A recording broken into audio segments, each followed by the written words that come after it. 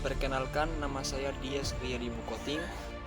Saya dari kelas C, Fakultas Hukum Universitas Negeri Gorontalo dengan NIM 10114201110. Di sini saya akan menjelaskan tentang pengertian hukum perdata, sejarah hukum perdata, dan sumber-sumber hukum perdata. Assalamualaikum warahmatullahi wabarakatuh. Perkenalkan, nama saya Dias Riyadi Bukoting. Saya dari kelas C, Fakultas Hukum Universitas Negeri Gorontalo dengan NIM 10114201110. Di sini saya akan menjelaskan tentang pengertian hukum perdata, sejarah hukum perdata, dan sumber-sumber hukum perdata. Hukum perdata dikenal sebagai ketentuan yang mengatur hak dan kewajiban individu dengan badan hukum. Untuk pertama kalinya, istilah hukum perdata dikenal di Indonesia dalam bahasa Belanda, yakni Burgerlijk Recht. Sumber hukum perdata dikodifikasikan dikenal dengan Burgerlijk Wetboek dan dialih bahasa menjadi Kitab Undang-Undang Hukum Perdata atau KUH Perdata. Terdapat beberapa pandangan terkait dengan KUH Perdata ini. Salah satunya, KUH Perdata dipandang sebagai suatu pedoman saja karena tidak pernah ada terjemahan resmi dari Burgerlijk Recht yang aslinya masih berbahasa Belanda. Tentunya pengertian hukum perdata dan contoh pasalnya sangat beragam dan menarik untuk diulas. Simak penjelasan berikut. Hukum diartikan sebagai seperangkat kaidah, sementara perdata adalah pengaturan hak, harta benda, dan kaitannya antara individu maupun badan hukum atas dasar logika. Hukum perdata populer dengan sebutan hukum private, sebab mengatur kepentingan perseorangan.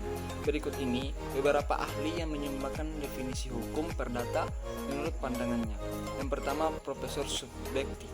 Menurut Profesor Subekti, hukum perdata merupakan semua hukum private material berupa segala hukum pokok mengatur kepentingan perseorangan. Yang kedua, Profesor Sudikno Mertokusumo. Hukum perdata yakni keseluruhan peraturan mempelajari tentang hubungan antara orang yang satu dengan orang yang lainnya, baik meliputi hubungan keluarga dan pergaulan masyarakat. Kemudian, sejarah hukum perdata. Sejarah hukum perdata di Indonesia berhubungan dengan sejarah hukum perdata Eropa, terutama Eropa kontinental yang diberlakukan hukum perdata Romawi menjadi hukum orisinil dari benua Eropa.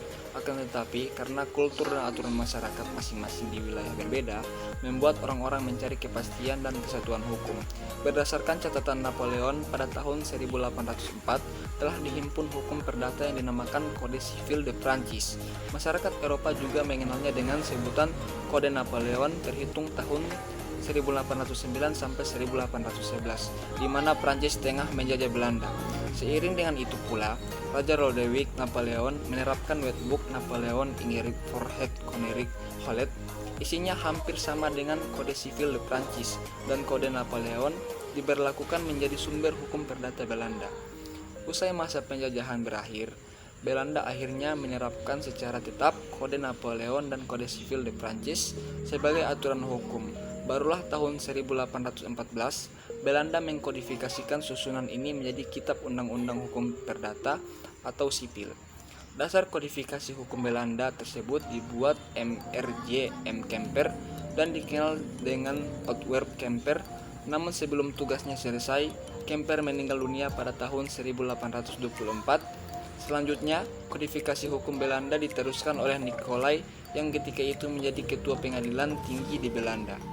6 Juli 1830, perumusan hukum selesai dengan berhasil membuat BW atau Burgerlijk Wetboek atau Kitab Undang-Undang Hukum Perdata Belanda, serta dibuat WVK atau Wetboek van Vendel atau Kitab Undang-Undang Hukum Dagang. Ketika Belanda menjajah Indonesia, secara gamblang menerapkan kedua kitab undang-undang tersebut. Bahkan, KUH Perdata dan KUH Dagang hingga kini masih digunakan oleh bangsa Indonesia. Pada tahun 1948, atas dasar asas Concordintel atau asas politik, Indonesia memberlakukan kedua kitab undang-undang tersebut secara resmi.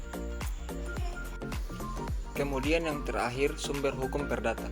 Secara harfiah, sumber hukum perdata terbagi menjadi dua, yaitu sumber hukum perdata tertulis dan tidak tertulis. Khusus sumber hukum perdata tertulis memiliki banyak sumber, diantaranya yang pertama, Algemene Bepalingen van Wetgeving atau disingkat menjadi AB.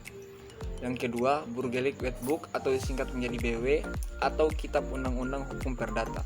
Ketetapan produk hukum dari Hindia Belanda yang berlaku di Indonesia berdasarkan asas Concordenti. Yang ketiga, Kitab Undang-Undang Hukum Dagang atau Wetboek van Koophandel yang disingkat menjadi WVK.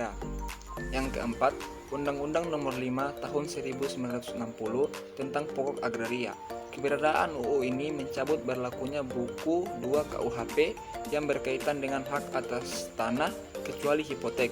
Undang-undang agraria secara umum mengatur mengenai hukum pertanahan yang berlandaskan hukum adat.